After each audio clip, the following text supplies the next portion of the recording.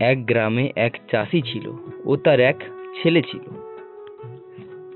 তার যে ছেলে ছিল সে ছিল খুবই অলস। সেই চাষিটি ছিল খুবই গরিব এবং সে অভাবের মাধ্যমে কোনো মতে তার সংসার চালাতো।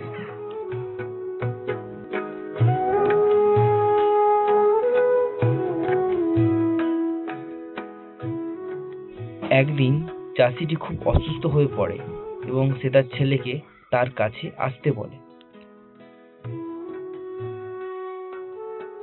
চাষিটি বলল যে, শোন বাবা, আমাদের জমির মধ্যে অনেক সোনাদানা পোতা আছে।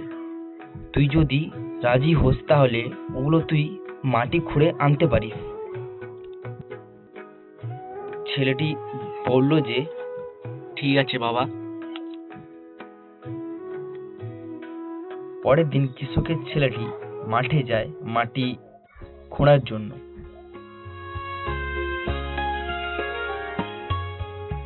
কিন্তু সে মাঠে গিয়ে একটা সমস্যার সম্মুখীন হয়।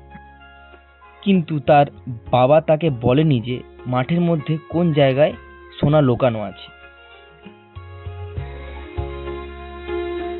তাই সে পুরো মাঠটাই কুপিয়ে ফেলল।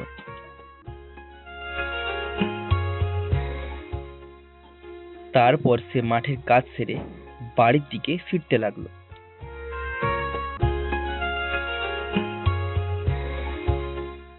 সে বাড়ি ফিরে বলল যে, বাবা, মাঠের কোথায় সোনা লুকানো আছে, খুঁজে পেলাম না।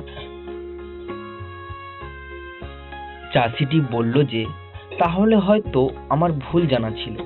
তুই যখন মাটি কুপিয়েই ফেলেছিস তাহলে তুই ওই মাঠে সরষে চাষ করে ফেল।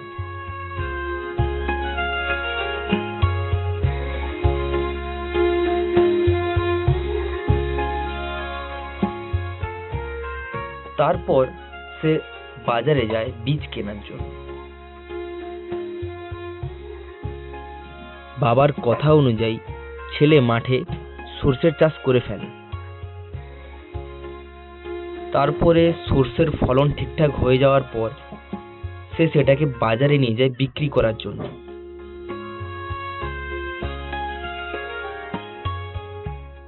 তারপর সে সেটা বিক্রি করে অনেক টাকা পেল।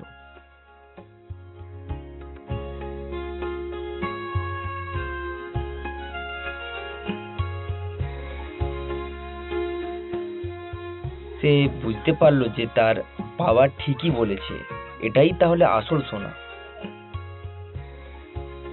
এইভাবেই ওই বুড়ো চাষি তার অলস ছেলেকে পরিশ্রমী ছেলেতে পরিণত করলো।